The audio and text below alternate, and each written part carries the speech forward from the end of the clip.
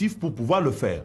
Et il faut préciser aussi pour les électeurs que depuis 2006, je suis dans l'opposition parce que justement, dans l'opposition pour combattre ceux qui dirigent aussi bien le précédent que ceux actuellement, dans la mesure où les décisions qui sont prises, parce que comme député, j'ai une responsabilité en tant que député. Je n'ai pas une responsabilité de l'exécutif. Ce n'est pas moi qui administre le budget de l'État.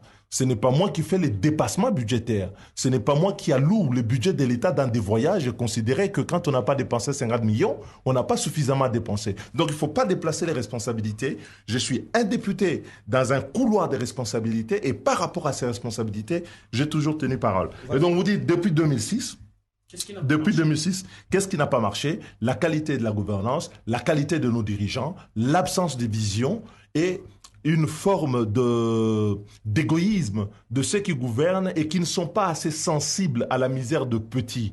Vous savez, quand vous donnez à quelqu'un qui a travaillé 45 ans, 1500 dollars, et que vous considérez que vous avez réglé le sujet, vous n'avez pas réglé le problème. J'avais espéré, par exemple, que quand j'ai proposé la réduction du train de vie de l'État, avec des mesures spécifiques dans chaque secteur, pour qu'on puisse faire des économies et que ces économies soient allouées aux routes. Parce que vous me posez la question, qu'est-ce que l'on fait? Mais vous voulez qu'on arrange les routes. Cet argent des routes va venir d'où?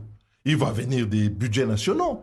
La culture que nous avons chez nous de considérer que les ressources nationales servent comme argent de poche des dirigeants et que la construction de routes va être la mission que l'on confie aux bailleurs de fonds, est une très fausse idée. Et c'est comme ça que vous avez des dirigeants, quand on dit qu'il faut réduire le train de vie des institutions, ils considèrent que non, c'est une fausse question. C'est une vraie question. On ne peut pas considérer que sauver notre population de la misère, c'est de la responsabilité du Qatar, de l'Union européenne, et nous-mêmes, l'argent qui entre dans les trésors, on ne l'affecte pas aux besoins utiles. On nous a chanté il y a encore quelques mois qu'on avait des recettes extraordinaires, ce qui est vrai, sans expliquer les raisons.